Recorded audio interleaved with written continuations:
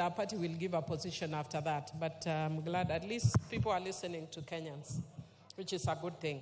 Madam Speaker, I just want to say that in principle I support this bill, but I just want to point out some certain issues around it.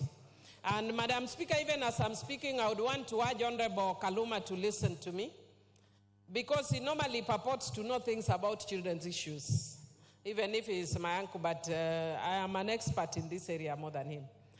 And I would want... the word purports. You are helping him, Madam Speaker. Have you given him or I proceed? Allow Honorable Millie to prosecute her matter first. Thank you, Madam Speaker. I will proceed. No. I will proceed, Madam Speaker. I have said that in principle, I support this bill. However, I just want to comment on certain issues that also relate to some of the things that members have said. And that is that even though I support this bill in principle, the architecture of this bill is challenging.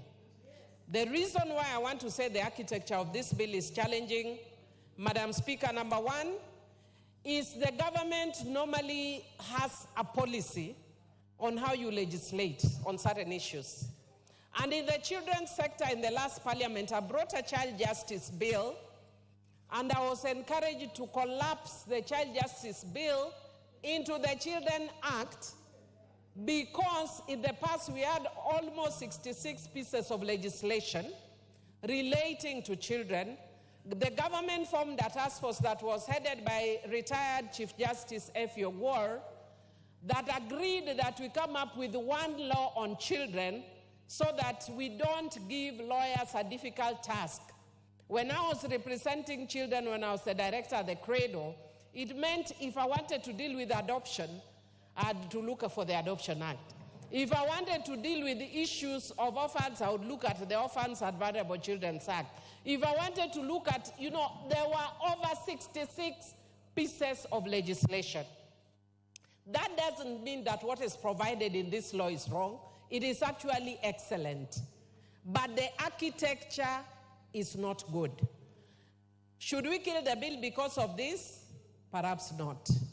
And especially because a member has put in too much effort. But it talks to an executive that is asleep. The executive should advise members, and not only the executive, but also the parliamentary office. And in this case, it is the Senate Legal Office, should have offered guidance. The fact that members want to bring bills doesn't mean you bring it in any format. What they should have done, Madam Speaker, is bring an amendment to the Children Act so that all that is provided here is in the Children Act. Madam Speaker, all that is contained here is what we call children in need of care and protection. And if you actually look at this bill carefully, it contains primarily two major issues: readmission of children who are pregnant into school, and protection of children who have given birth. It is not even dealing with the criminal justice aspect, which is covered under the Sexual Offences Act. And I'm saying in principle, I support this act. But I wish it was done differently. The honorable member has gone quite a long distance, but I'm encouraging the House leadership, both Senate and National Assembly, to the legal departments, take your work seriously. Because the fact that members want to move in, you are the ones who are experts as lawyers, advise them how to do this. And the reason why I'm putting back again to the executive, the same way you asked me to move my child justice bill, which was even in substance, had more critical issues, but we collapsed it and made it smaller as a chapter in the Children Act. Because as a policy, the government had agreed that we collapse all children matters into one.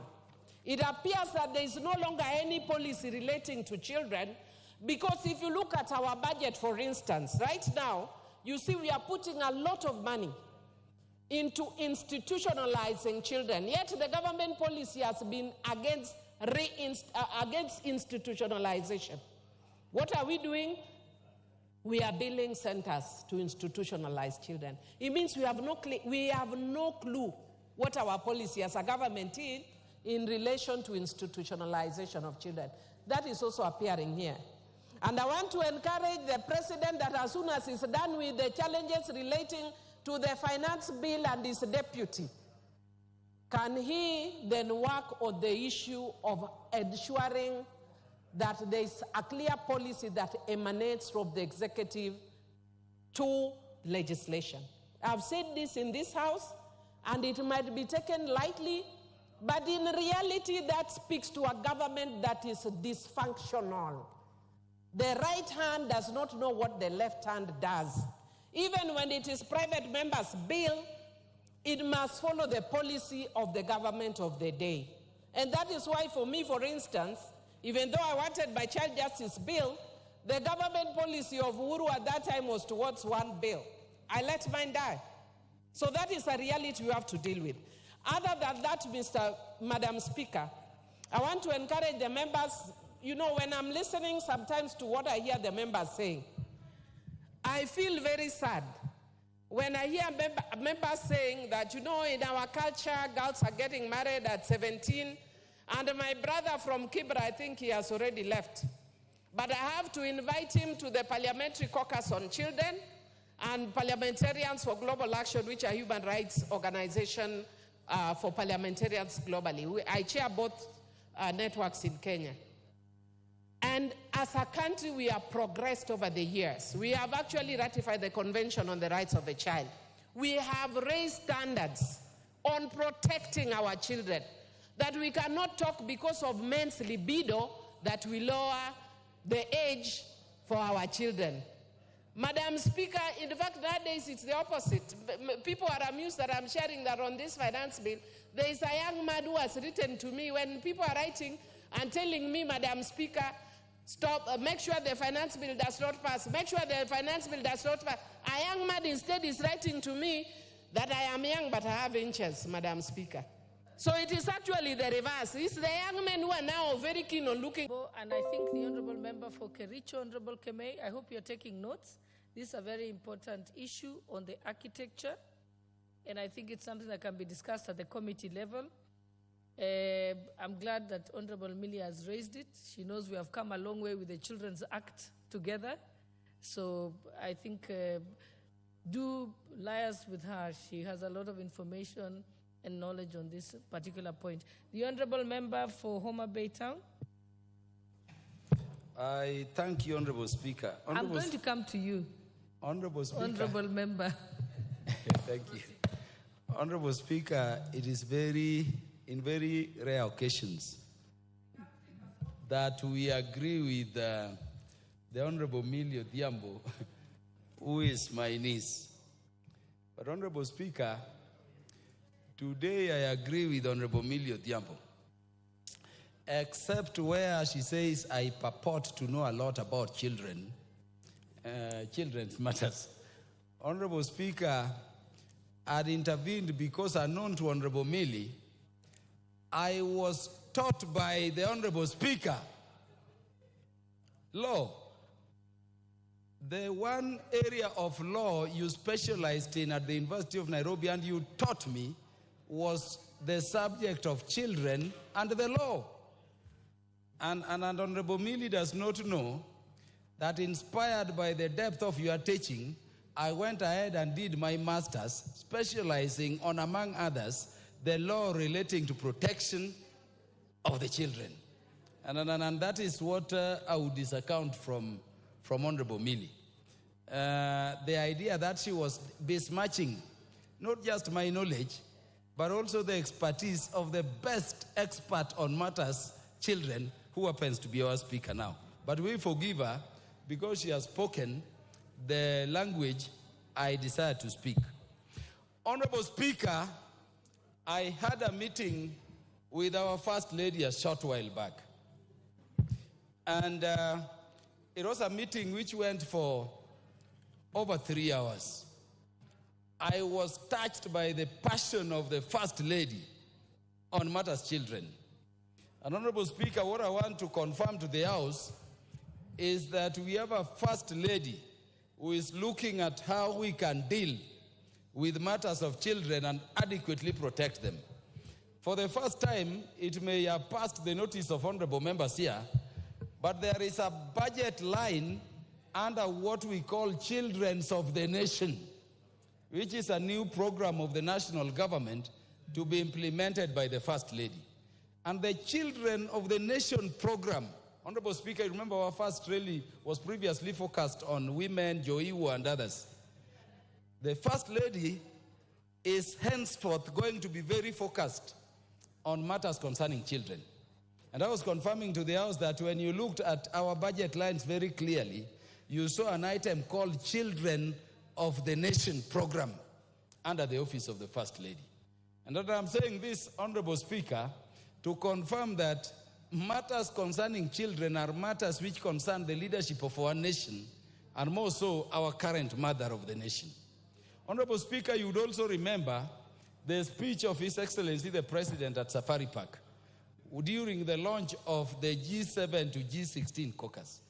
The President requested that we focus on the matter of teenage pregnancies, early marriages, FGM and all those consequences. I'm happy the First Lady picked it up, and of course I want to thank Parliament for budgeting for it so that we can take it seriously. Honorable Speaker, leaving that background aside, let me now speak to the matters you taught me. Honorable Speaker, this bill is very good in substance. And I can tell you I'm very happy we are having clear framework in terms of how we need to establish, these child care centers, both at the county and how they should be supervised. I can tell you in Bomet a short while back, you remember somebody calling himself a philanthropist opened a children care center somewhere in Bomet. And what was happening there was that our children were being sodomized.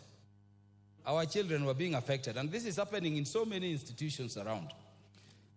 The minister, under whose docket matters children, fall, has said times without a number, Honorable Speaker, that a time has come when we need to consider whether we will need childcare institutions established by government and abolish these other ones, or what should be done. In fact, she recommended abolition. But Honorable Speaker, beyond the substance, let me say, this bill must be rejected by the National Assembly. Not because it provides or it makes bad provisions, but because it is not rightly placed. It is not rightly placed. Honorable Speaker, before we came with the current Marriage Act, we had a marriage law providing for Hindu marriages. We had a marriage law providing for civil marriages. We had African Tradition and Customary Marriages Act. We had the Muslims were under their Sharia law. And with your advice and teaching, you said, let us collapse all these laws into a single law dealing with marriage, so that even for practicing lawyers and for anybody who want to make references to know what the law in Kenya is about marriage, you pick the Marriage Act and all those forms and modes of marriages will be provided for there. Honorable Speaker, it is in that light, you remember, in the last Parliament, I think it was in the 12th Parliament, that we had the original Children's Act, but we had other issues concerning children in various piecemeal laws. And we made a decision, therefore, to collapse all these laws to the current Children's Act. It's a very comprehensive law. I'm therefore requesting members of the National Assembly that we don't want to go back to a situation where instead of going into the Children's Act and picking a single statute, and it will be your Bible or Quran on all matters affecting children, which is the ideal position in terms of proper legislation and even legal practice across the world, you want to take us to a situation where we have the Children's Act dealing with all issues concerning the children. You go to the Constitution, Article 53, you read it, you leave it there. You pick a law just on care and protection of child, child parents. You pick another law on children with disability. You will pick another law on orphaned children. You will pick another law on children in the context of, criminal offenses, the Romeo and Juliet cases. You pick another law on children whose parents are in marriage. You pick another law on children whose children are not in marriage, single parents. We cannot go that way. And that would be the pathway, Honorable Speaker, to confusing the body of law relating to children. I therefore want to speak, and I know the mover is keenly listening. We want to send the mover to go and tell the proponent of the bill in the House of Senate that this is not about the merit of the bill, but we are rejecting this bill so that these good and noble provisions can be picked and an appropriate amendment brought into the Children's Act, and so that consistently we have one comprehensive law which speaks to all matters concerning children. Honorable Speaker, Honorable Millie has spoken to the issue of policy, and it is very important. I am happy she has done so, but I was praying that she's around so that I also tell her that just the same way you are saying we should have policy from government, let us also allow government, when they say we have a government policy on this law you are bringing or you are proposing as a private member, collapse it or wait for us to bring a law which is informed by that government policy. It has happened to a law being pushed by Honorable Millie here. We will now not speak about it because she has gone, where the Attorney General has said we have a policy on this, and on the basis of that policy we have drafted a law which the Attorney General has proved, but the laws are still being pursued. I want to say that on account of the need for a single comprehensive law, Honorable Speaker, a Bible on matters concerning children, let us collapse this bill, and we would be urging so, and we would urge the proponent before this floor and the proponent in the Senate to sit together and pick these good provisions so that we don't lose them, but have them as amendment provisions to the Children's Act so that we don't scatter matters concerning children all over. Honorable Speaker, on account of those submissions, I allay any fears that we can do anything other than that which upholds Article 53 and protects our children, but to say that going by the need to securely provide and protect our children, we will reject this law, hoping if the proponent of this law does not pick it in and domicile it within the Children's Act, even us, Honorable Speaker, members will pick it and do so. It's not about... Thank you very much, Honorable Members. I can see that I still have the Honorable Member for Moiben, the Honorable Member for Tarbo, the Honorable Member for Funyula, but allow me, Honorable Members, I will give you an opportunity, but allow me to go back to order number 5, which had been pending, and then we shall come back to those members who need to contribute to this matter. So we go back to order number 5, the Honorable Chairperson for the Finance Committee, Honorable Kimani Kuria. Thank you, Honorable Speaker. You can lay your paper, and then we shall resume debate on the matter. Thank you, Honorable Speaker. Honorable Speaker, I beg to lay the following paper on the table of the House today, Tuesday, the 18th of June, 2024. The report on the Departmental Committee on Finance and National Planning on its consideration of the Finance Bill, National Assembly Bill number 30 of 2024. Thank you, Honorable Speaker.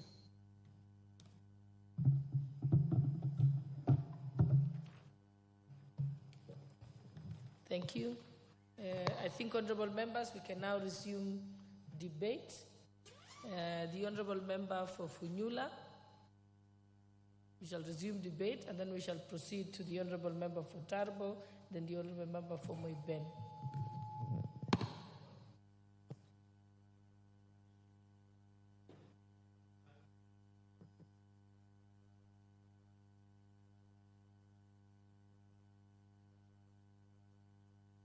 You may proceed, Member for Funyula. Yeah. Thank you, Honorable Speaker, for this opportunity to also contribute on the Senate bill, the Care and Protection of Child Parents Bill 2023. And I do so, Honorable Speaker, first of all, as a father of girls and also a father for very many other girls. I also do so.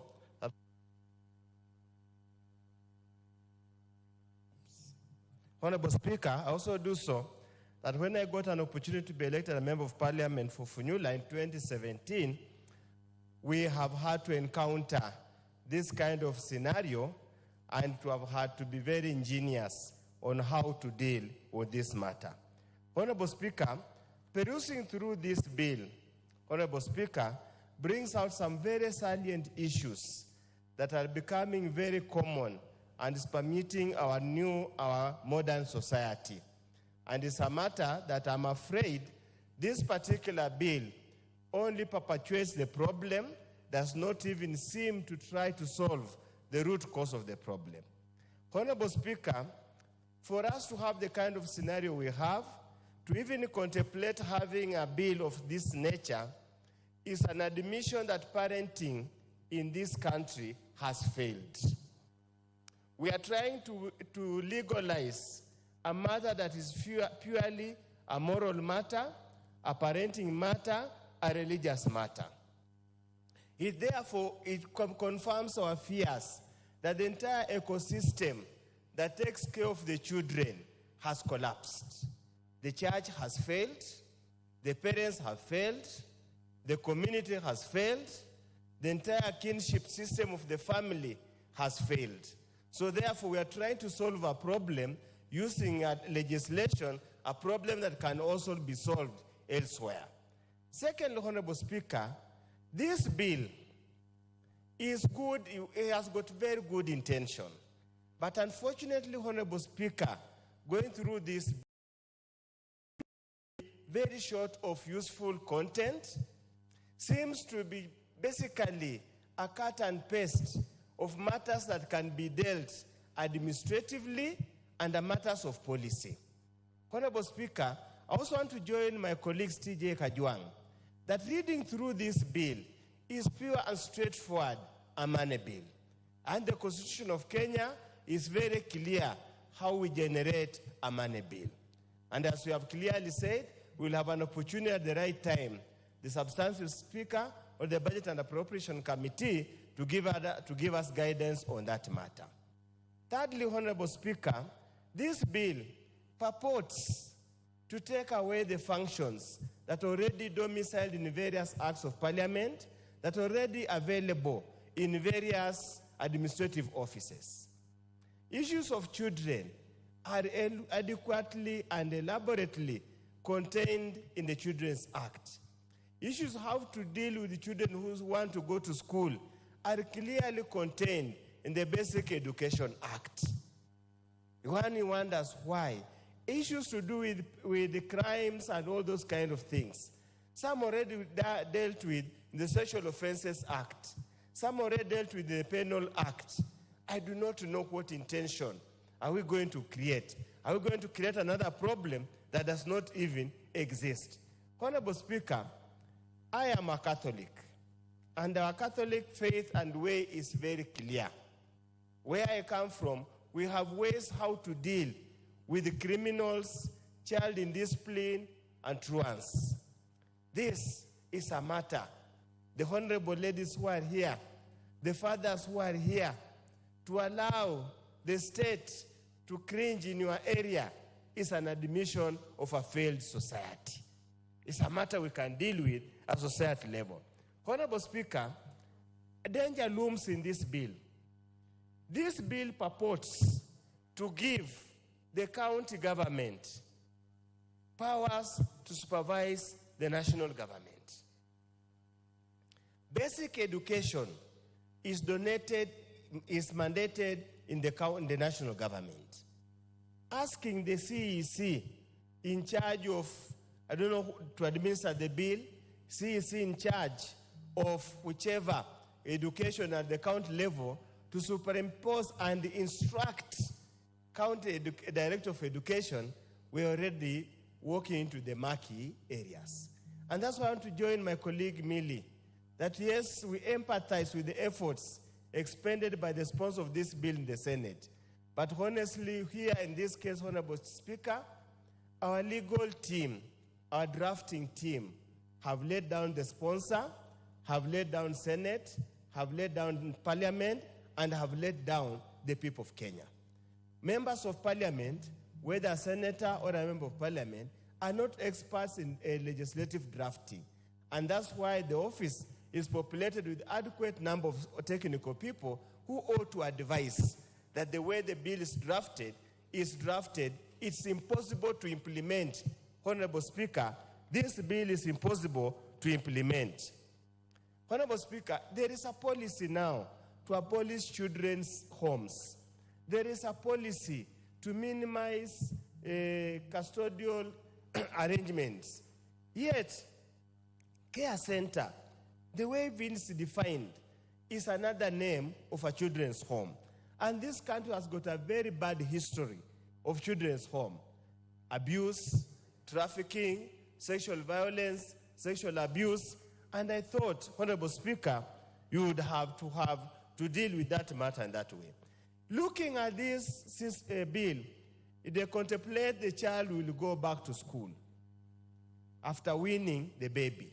They contemplate the child who is pregnant and in school and has got medical challenges and has to attend prenatal, I don't know whatever it's called. The school will give an opportunity to cover up the lost hours or minutes in school. How practical is that, Honorable Speaker? Any typical Kenyan, any typical school manager, how practical is it?